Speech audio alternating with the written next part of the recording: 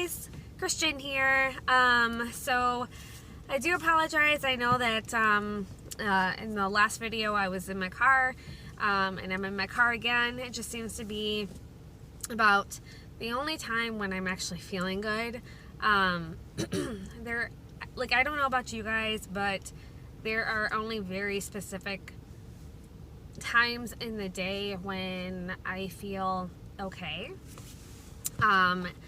I just got off of work, and ironically I'm still feeling energized. So I wanted to just pop on and talk to you real fast. There are several people that I follow, like several PNES, FND groups that I follow on Facebook. And time again, I hear the same thing of, I'm so tired. I'm so tired of dealing with these seizures. I'm so tired of being in pain. I'm so tired of having to just survive. And I want you to know that that is a very natural thing to feel, but I want to encourage you to not give up. I understand that feeling. And even though I have gone from having seizures 2 to 3 times a day to now maybe once a month, I still can get discouraged. Mainly because I actually have prioras almost on a daily basis. And I can get myself out of that seizure mode, but it is still physically exhausting on the body. So if you are in that position right now where you're just feeling extremely discouraged and feeling like giving up, I say to you, please don't. Okay? There is life ahead of you. This does not have to be your life. I was let go at the Cleveland Clinic because I was calling off a lot due to my seizures, not feeling good. And as you know, when you have a seizure, it can wipe you out for days. And so when I did call off, it wasn't just for one day, it was for multiple days. And at that time, I felt unbelievably discouraged, heartbroken, like my life could not get put back together. And then I found a job at a day school.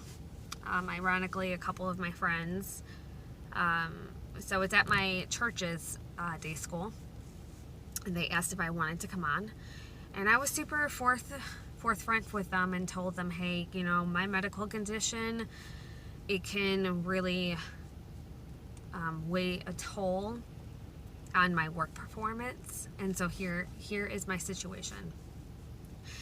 That was 4 years ago. And fast forward to now,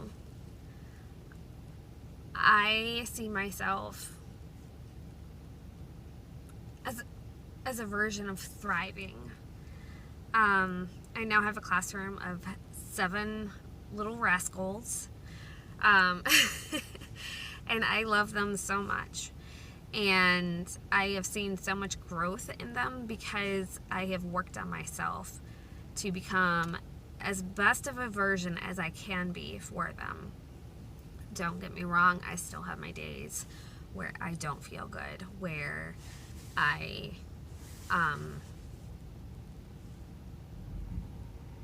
where I'm not at my best, but I still keep going. And so if you watched my previous video, I had just recommended that if you are in a position right now where you're unable to work, find something that's going to keep you occupied. that's going to give you a sense of accomplishment, a sense of need in life. So that could even be doing something like this, starting your own channel, raising awareness. And this is something that doesn't have to be done on a weekly basis. It can be done once a month, every 2 months at your leisure. But helping to raise awareness, that's one of them, Another one is do an arts and crafts thing, try to be aware of how you're feeling. If you've been under stress, find a healthy way to relieve that stress, whether that's through art, through yoga, through working out, talking out how you're feeling, writing it down in a book,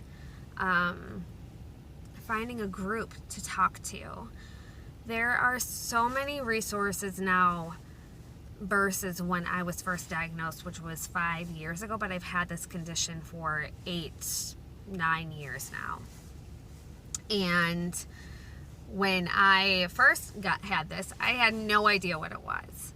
Then when I was diagnosed, I was so concerned about the stigma that came along with the diagnosis of you're making this up, you're crazy, you're whatever. And actually the doctor made sure to tell me, I know that you're not making this up. The Cleveland Clinic is like 10 years behind on research of knowing how to treat this condition. This is very much real. And I also want you to know that researchers, even though it's not to the level that I would like, are trying to figure out, aside from the psychological aspect of things such as trauma and stress, those types of things, they are trying to figure out what else could be causing this condition. And so the more that we help raise awareness about this, the more that research will get done to be able to figure out how to help us better.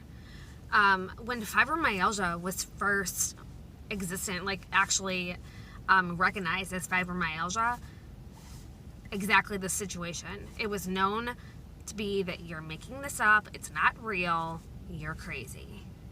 Well, now they know that it's real. They know quasi the source of it. My husband has fibromyalgia, actually. And even though they do have medication for it, it's not something that my husband wants to take just because it can warp your sense of reality. But there are also holistic ways that you can take care of it. And that's what I do for myself. I do holistic ways. I try to do yoga. I try to work out. Not great at it, I'm not gonna lie. But I definitely have groups of people that I can go to and talk to. So having that support group will absolutely help you. And reaching out to people who have this condition will help you know that you are not alone in this. That there are other people going through this, and you can just kind of lean on one another to be there for each other. I love to do arts and crafts and things like that, so that's another thing. The most recent thing is I am doing photography. It is a healthy outlet, and it helps my mind to relax. And I also try to give myself positive reinforcement. I tell myself that I am worthwhile, that I am smart, that, whatever it is. I have my own self-doubts, and so I have to put myself in check and tell myself, no, that is not true about you. Look at how far you've come.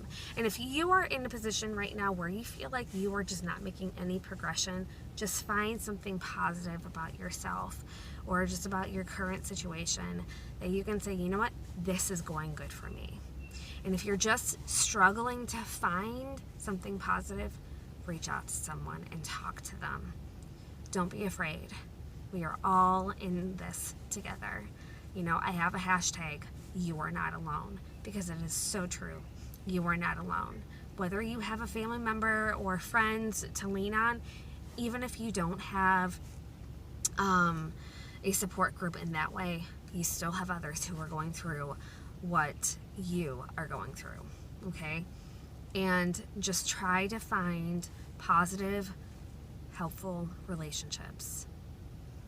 I'm praying for each and every one of you.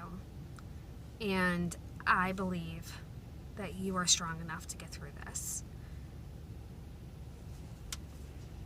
Remember, you are not alone, and you got this. Thanks for listening, and if you have any questions or comments, please comment below. Thanks.